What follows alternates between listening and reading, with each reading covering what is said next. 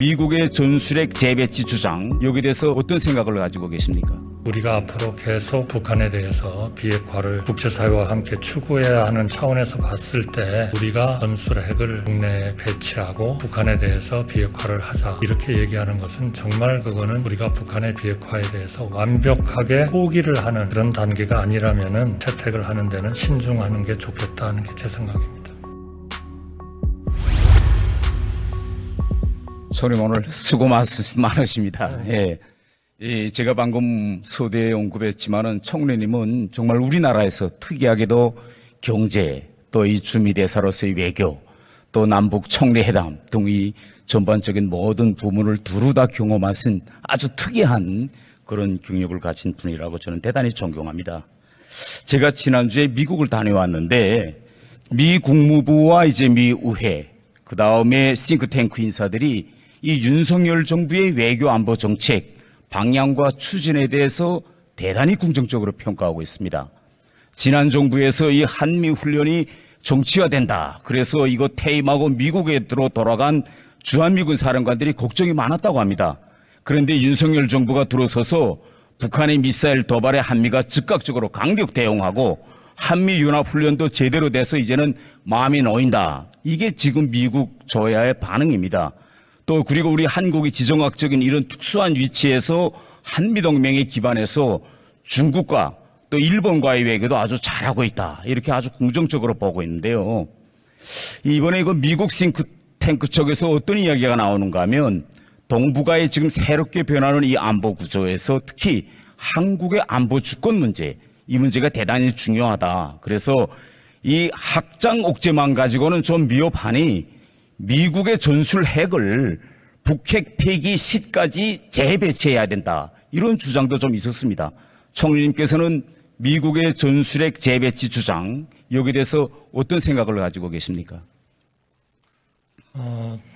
하나의 방법으로서 학자들 사이에 또 싱크탱크에서 논의가 되고 있는 것을 잘 알고 있습니다. 이것은 기본적으로 북한의 비핵화라는 과제가 누가 뭐라 그래도 지난한 과제다, 여기에 대해서 하나의 공감대가 있기 때문이다, 이렇게 생각을 합니다만, 전체 국제적인 기준으로 보거나 또 우리가 앞으로 계속 북한에 대해서 비핵화를 국제사회와 함께 추구해야 하는 차원에서 봤을 때 우리가 전술핵을 국내에 배치하고 북한에 대해서 비핵화를 하자, 이렇게 얘기하는 것은 정말 그거는 우리가 북한의 비핵화에 대해서 완벽하게 우리가 포기를 하는 그런 단계가 아니라면은 좀 채택을 하는 데는 신중하는 게 좋겠다는 게 제 생각입니다. 네. 다음은 이 윤석열 정부의 담대한 구상에 대해서 좀 여쭤보겠는데요. 그 미국 측 인사들도 이 담대한 구상은 아주 좋은 제안, 좋은 정책이다, 이렇게 평가하고 있습니다. 그러면서도 나오는 말이 뭔가 하면 이 김정은이 핵무력 법제화까지 하면서 비핵화 협상 자체를 거부하고 있는데 김정은 정권을 이거 무슨 수로 협상장으로 이끌어낼까, 여기에 대한 의문이 많습니다. 그래서 제가 만났던 이제 미 하원, 차보트 의원 같은 분은 담대한 구상을 실현하기 위해서는 김정은보다도 이 중국을 먼저 움직여야 되고, 중국을 움직여서 북한을 대화로 유인하는 이런 자국제로서 한미일이 한국과 일본의 핵무장에 대해서 논의하는 모습을 한번 보여주면 어떨까, 이렇게 주장했는데, 총리님께서는 이 한미일의 핵무장 논의 제한, 이런 데 대해서는 어떻게 생각하십니까? 이것 역시 현 단계에서 북한에 대한 비핵화를 완전히 우리가 포기할 그러한 단계에 있지 않다면 국제적으로 논의하기 어려울 것으로 생각되고, 또 국제사회에서 용인되기도 좀 우리가 주권적으로 뭔가 논의는 할지 모르겠습니다만은 현실화하는 데에는 많은 어려움이 있을 것이다. 그거보다는 우리가 북한에 대해서 평화적으로 해결한다는 그러한 문을 활짝 열어놓고, 그리고 과거와는 좀 다른 접근, 이번에 담대한 구상 같은 것이 그것의 하나라고 생각합니다마는, 그러한 구상을 가지고 한미일 간에 합의를 하고 또 중국과 협의를 해가지고 그러한 그 정책을 그 국제사회와 공동으로 추진을 해나가는 것이 북한의 비핵화에는 좀 더 현실적인 방안이 아닌가 이렇게 생각합니다. 예, 제가 좀 담론적인 질문을 하나 좀 하겠습니다. 총리님이 한국에서 이제 박정희 정권부터 전두환, 노태우 정권으로 이어지면서 보수 정권들이 남북 관계에서 교차 승인론을 계속 제안해 왔습니다. 그런데 이제 90년대 초에 독일 통일을 보면서 북한이 오래가지 못할 것이다, 곧 무너질 것이다 이렇게 오판하고 남북 유엔 동시 가입 후에도 때로는 미국과 일본이 북한과 이제 수교 협상을 벌이려고 하면 우리 정부가 주동적으로 수교 협상하지 말라 이렇게 차단하는 이런 활동도 한 바 있었습니다. 그래서 제가 지금 질문하고 싶은 건 만일 그때 우리 정부가 교차 승인론을 계속 추진해서 그때 평양에 미국과 일본 대사관이 들어갔더라면 지금의 한반도가 어떤 상황일까 이런 좀 상상을 한번 해볼 수 있는데 여기에 대해서 총리님께서는 어떤 생각을 가지고 계십니까? 제가 처음 이 교차 승인이라고는 얘기할 수 없지만 국제사회가 북한의 이런 존재를 인정을 해가지고 북한으로 하여금 좀 더 국제사회로 나오게 되고 일종의 햇볕 정책과 같은 그런 정책을 통해서 북한이 좀 더 평화적인 이런 쪽으로 나오게 하자 하는 것을 본격적으로 아마 말씀을 하시고 실제로 각 우리의 우방국들한테 말씀하신 거는 아마 김대중 대통령이 처음 아닌가 싶습니다. 아셈 그 정상회의를 서울에서 개최를 했을 때 그때 한국을 방문했던 그러한 그 정상들한테 전부 다 북한하고 수교를 해달라 이걸 요청을 하셨고 또 그때서부터 정말 많은 나라들이 사실은 수교를 실제로 했죠. 그러나 그 후의 상황은 그런 교차 승인의 효과가 이러한 그 북한의 비핵화라든지 이런 그 핵 능력의 고도화 같은 과정을 거치면서 그렇게 크게 효과를 발휘하지는 못한 것 같습니다. 지금도 물론 수교한 국가들은 꽤 됩니다만 실제로 평양에 주재하는 국가들은 상당히 숫자가 제한이 돼 있고요. 그래서 결국은 이 교차 승인이라고 할까요? 북한의 어떤 그런 체제를 인정하고 앞으로 그 평화적으로 교류를 해나가자 하는 이것은 항상 하나의 상당히 중요한 하나의 정책은 될 겁니다. 문제는 그런 정책을 북한의 현실적인 행동의 변화가 있어야 그거를 할 수 있겠다라고 하는 그러한 국가들도 있습니다. 예를 들면 불란서 같은 데가 끝까지 수교를 하질 않았거든요. 많은 나라들이 수교를 하는데도 불구하고. 그래서 이 문제는 이 교차 승인이나 이런 그 북한의 존재를 외교적으로 인정하는 이 조치를 어느 정도 수준의 북한의 실질적인 비핵화의 노력, 세계 평화에 대한 노력을 기준으로 평가할 것인가 하는 것은 각 나라마다 조금씩 좀 다를 것 같습니다. 그러나 이번에 담대한 구상은 좀 더 그런 쪽에 조금 더 접근한 구상 아닌가 싶습니다. 북한이 이런 비핵화에 대한 의사를 분명히 밝히면 바로 이런 그 외교적 승인 절차는 아니지만 뭔가 그런 연결을 할 수 있는 그런 조직도 필요하면은 좀 넣는 것도 같이 북한과 검토하는 것으로 돼가지고 이것은 분명히 중요한 하나의 정책이면은 의원님께서 말씀하신 대로 대단히 중요한 정책이고 저도 그 문제에 대해서는 동의를 합니다만 각 나라가 이 교차 승인과 같은 이런 외교적인 하나의 그 수단을 어떻게 활용할 것인가 하는 것은 다 좀 다른 것 같습니다. 네.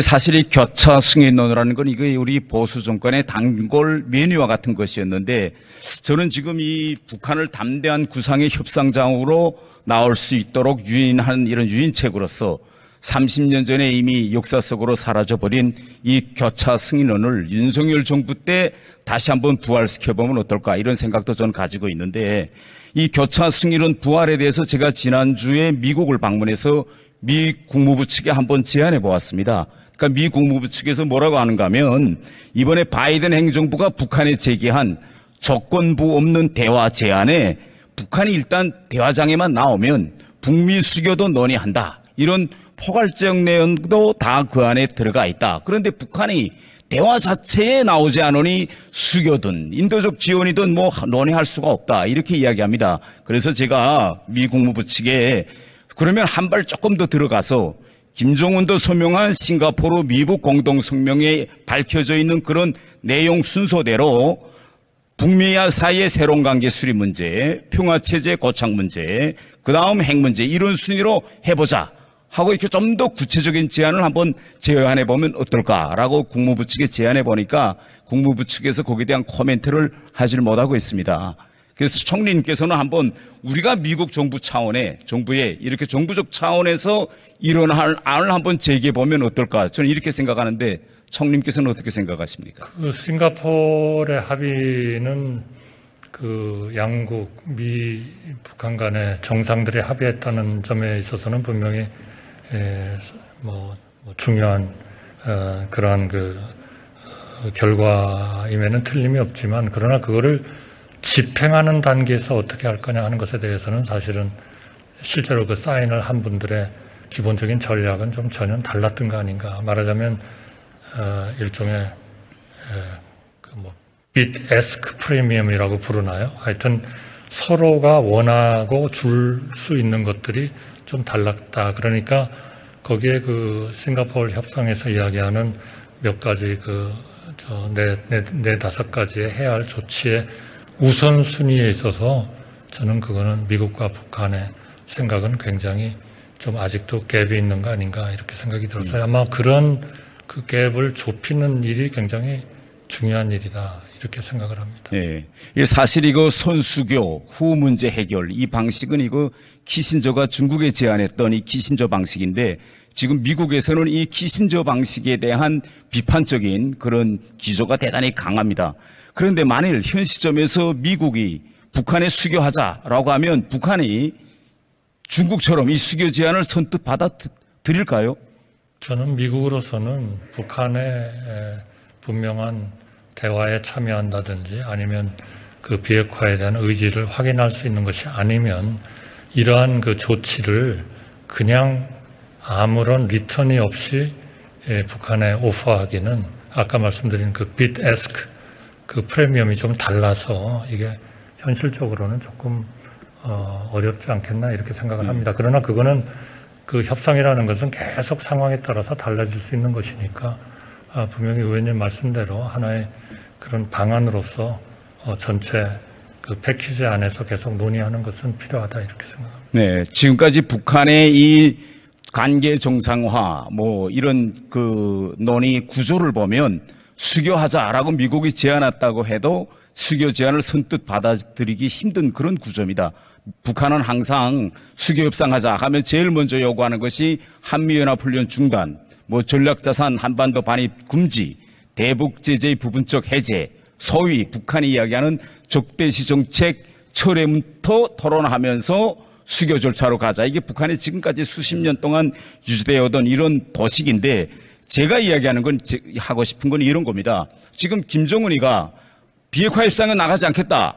이렇게 북한 주민들을 향해서 다 선언했기 때문에 밑에 협상파들, 실무진도 그 어떤 제안을 해도 나올 수가 없습니다. 나오면 목을 치겠는데 어떻게 나오겠다고 하겠습니까? 그래서 제가 지금 생각하는 건 뭔가 하면 이 수교 협상이라는 이런 안을 제안하고 협상장에는 수교 협상장라는 문패를 걸어놓고 일단 협상안에 들어가면 북한이 이런 제안을 할 때마다 우리는 결국은 대북 제재라든가 한미연합훈련이라든가 이건 다 북한의 핵문구에 관련되어 있거든요. 그렇기 때문에 자연히 수교협상장 안에서 북한 비핵화 문제 논의에 들어갑니다. 그래서 이렇게 문패는 달아놓고 북한을 비핵화 협상으로 이끌어내는 그런 윤석열 대통령의 담대한 구상을 연결시켜주는 이런 다리 역할을 할 수 있지 않을까 저는 이렇게 지금 생각하고 있는데 일단 지금 이러한 문제들에 대해서는 이 협상의 기교와 관련된 문제이기 때문에 정부 내에서도 좀 아주 충분한 논의가 있어야 된다. 저는 이렇게 이제 생각합니다. 그리고 앞으로 이제 대북 정책에서 7차 핵실험이라는 그런 큰 변수가 있지만은 지금처럼 윤석열 정부에서 안보를 통한 이 강경과 그다음에 유화, 채찍과 당근 이 정책을 잘 배합하고 장기적으로는 저는 정책 중심을 북한과 중국, 러시아 이 3자가 결합하지 못하도록 이 3자 간의 결합을 될수록 우리는 갈라놓는 여기에 정책적 중심을 둬야 된다 이렇게 생각하는데 총리님은 이런 생각에 대해서 동의하십니까? 저는 뭐 큰 골격에 대해서는 의원님 말씀에 대해서 동의합니다. 네. 총리님, 저는 지금 북한 체제라는 것이 공포정치로서 주민들의 끝없는 충성심을 유도하고 미국의 군사적 공격이라는 그런 외부 위협을 끊임없이 강조해가지고 내부를 결속시키고 있는데 이런 북한 정권의 핵심부에 평양에 미국 대사관이 들어가서 성조기도 띄우고 미국 대사가 차에 성조기를 달고 평양 시내를 왔다 갔다 하면 달리는 모습을 보여주고라 이렇게 하면 결국은 북한 주민들이 이런 걸 보면서 김정은 정권의 반미 선전 이게 약화될 수밖에 없고 나아가서는 정권 자체가 흔들릴 것이다. 저는 이렇게 생각하고 있습니다. 총리님 오늘 이거 고생해서 감사합니다. 들어가셔야 되겠습니다. 감사합니다. 네.